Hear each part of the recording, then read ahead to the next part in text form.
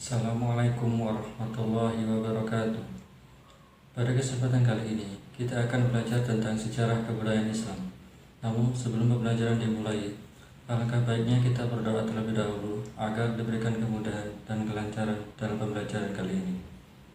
Bismillahirrahmanirrahim. Alhamdulillahirabbil alamin. Ar-Rahmanir-Rahim. Maliki yaumiddin.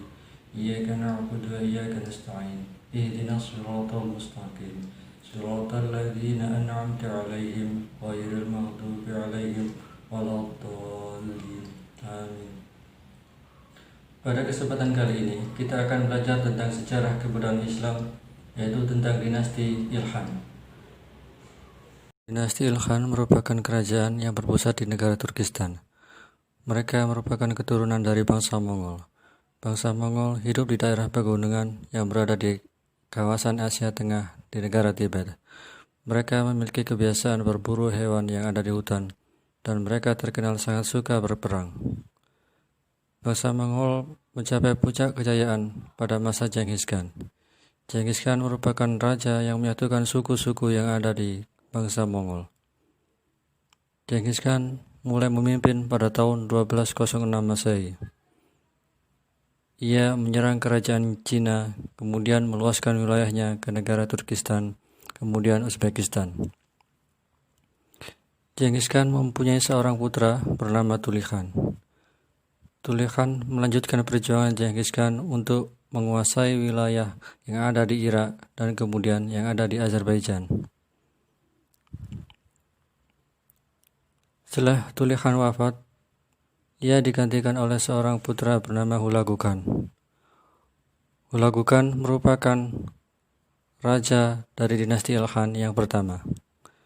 Hulagu Khan merupakan orang yang menyerang dinasti Abbasiyah yang ada di Baghdad dengan 200.000 pasukan pada tahun 1258 Masehi.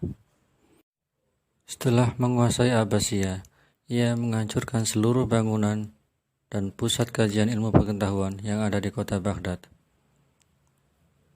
Ia kemudian melanjutkan wilayahnya ke negara Mesir yang saat itu dipimpin oleh dinasti Mamluk. Tapi ia kalah dalam pertempuran melawan dinasti Mamluk dan kemudian kembali ke Tabriz yang ada di Turkistan. Setelah Ilkhan wafat, ia digantikan oleh seseorang yang bernama Argun yang beragama Samania. Raja pertama dari dinasti Ilkhan yang memeluk agama Islam adalah Ahmad Teguder.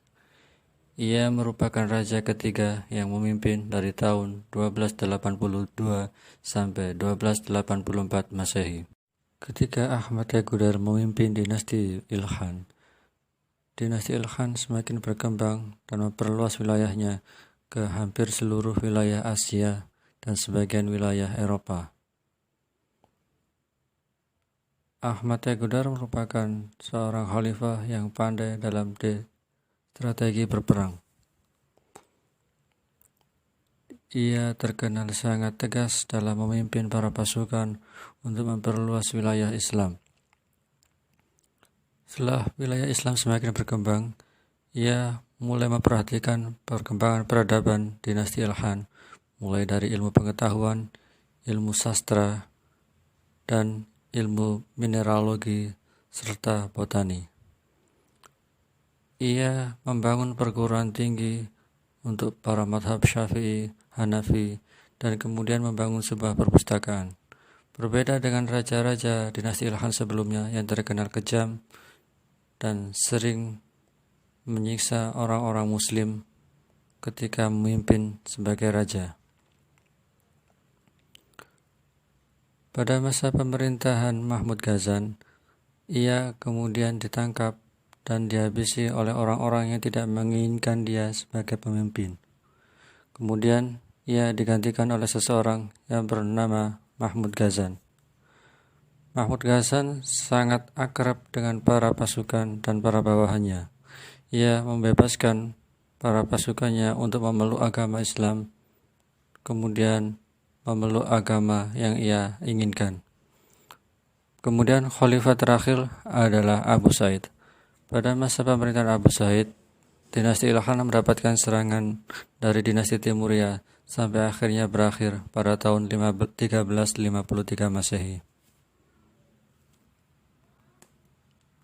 Demikianlah video pembelajaran tentang dinasti Ilkhan pada kesempatan kali ini. Mudah-mudahan bermanfaat bagi kita semua. Namun sebelum kita akhiri, marilah kita berdoa terlebih dahulu. Bismillahirrahmanirrahim.